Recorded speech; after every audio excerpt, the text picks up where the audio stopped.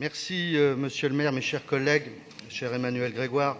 En lisant votre communication pour préparer ce débat, j'étais partagé entre le sourire que provoque la légèreté de vos arguments et la gravité devant la situation budgétaire de Paris que vous ne pouvez plus masquer. Vous mettez en avant une prétendue maîtrise des dépenses de fonctionnement, avec 3% de hausse des dépenses de personnel, une soi-disant stabilité fiscale, avec une fiscalité indirecte qui ponctionne les Parisiens dans tous les domaines de leur vie municipale, et un illusoire renforcement de l'autofinancement obtenu grâce, on le sait très bien, à l'intégration des loyers capitalisés dans les recettes de fonctionnement. Mais malgré ce constat d'une gestion inconséquente, il faut avouer que vous avez bénéficié d'un contexte immobilier exceptionnel qui constitue d'ailleurs la seule raison d'un équilibre budgétaire apparent. Vous êtes un sacré vénard, Monsieur Grégoire, parce qu'il faut avouer qu'avec, et vous le reconnaissez vous-même, une baisse inexorable des dotations de l'État depuis 2010, au rythme autour de 200 millions d'euros chaque année, et une non moins inexorable montée des dépenses de solidarité d'une part et de péréquation d'autre part de 80 à 100 millions par an, sans aucune économie réelle dans vos dépenses, parce que celles que vous mettez en avant dans votre communication sont dérisoires.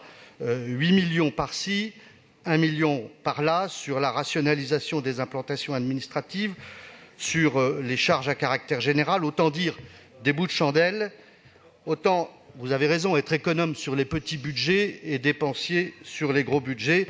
C'est dans les vieux pots qu'on fait les meilleures soupes budgétaires.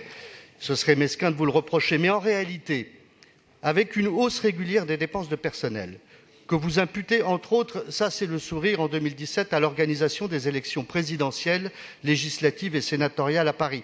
Ça m'a fait sourire parce que ces élections, votre majorité municipale les a perdues 3 fois, à chaque fois, et si en plus c'est vous qui payez la facture, en quelque sorte, c'est vous qui trinquez et c'est vous qui payez la tournée. Ça fait un peu cher, je reconnais, je comprends que vous les ayez repris dans votre argumentation. Ça laisse un goût amer. Mais hausse des dépenses de personnel de 2,9%, hausse des dépenses d'investissement, hausse de l'endettement de la ville, qui atteint 5,7 milliards au 31 décembre 2017. Une dette qui croît à Paris de 500 millions par an depuis 2014. Hausse des taxes en tout genre, stationnement, résidences secondaires, logements vacants, droits de place, services publics municipaux, je pense aux conservatoires, centres de loisirs et d'autres, taxes de séjour, cette fiscalité indirecte qui ne cesse de croître et que vous ne voulez pas reconnaître. Elle rampe tandis que vous revendiquez la stabilité de la fiscalité directe. Tout ceci devrait vous avoir amené depuis longtemps à déposer le bilan, à rendre votre tablier budgétaire. Même la Cour régionale des comptes vous a alerté sur la soutenabilité financière du plan d'investissement de la mandature que seule l'épargne brute, le recours à l'emprunt et les recettes d'investissement permettent de financer. En continuant à ce rythme de dépenses, la dette devrait frôler 8 milliards d'euros en 2020 quand nous ferons les comptes définitifs de votre gestion. Mais c'est sans compter sur votre bonne fortune qui a mis la fée immobilière sur votre chemin. Jamais l'immobilier parisien n'est venu à ce point à la rescousse de votre budget en perdition. Les recettes de fiscalité immobilière à Paris, de plus de 1,4 milliard d'euros, n'ont jamais été aussi importantes. Vous pouvez dire merci au marché immobilier parisien qui, au prix de 9 300 € le mètre carré, vous sauve de la faillite financière municipale. Il faut dire qu'à Paris, quand l'immobilier va, tout va. Il est même question d'augmenter encore les droits de mutation et de les faire passer de 4,5 à 4,7 à partir de 2019. C'est en tout cas ce qu'a annoncé le Premier ministre Édouard Philippe, ce qui augmenterait d'autant la part de la collectivité parisienne. Vous voyez que ce gouvernement ne vous est pas totalement défavorable. Si l'on ajoute ce ruissellement immobilier, qu'on peut qualifier de torrentiel, si on ajoute à ce ruissellement l'augmentation de 2,3% des contributions directes, taxes d'habitation, taxes foncières, cotisations foncières des entreprises, CVAE, IFER, TASCOM, l'augmentation du produit de la taxe d'habitation, plus 46 millions d'euros, la progression de 9 millions d'euros de la taxe de séjour.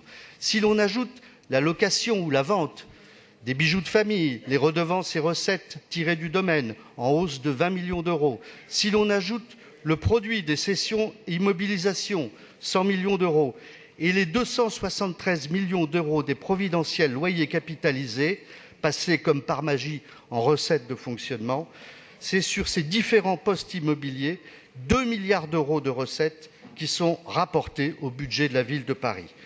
2 milliards d'euros de recettes immobilières, c'est à la fois une chance, mais c'est endémiquement une faiblesse pour le budget de la ville de Paris de dépendre à ce point et à ce niveau de la spéculation immobilière sur le marché parisien. Au fond, cette spéculation vous convient et vous y participez d'ailleurs en raréfiant le parc privé, vous l'entretenez.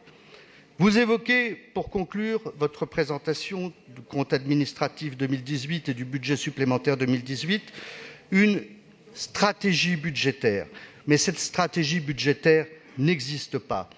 En réalité, la politique budgétaire de Paris repose essentiellement sur les recettes d'un marché immobilier pour lequel vous n'avez d'ailleurs aucune considération ni reconnaissance.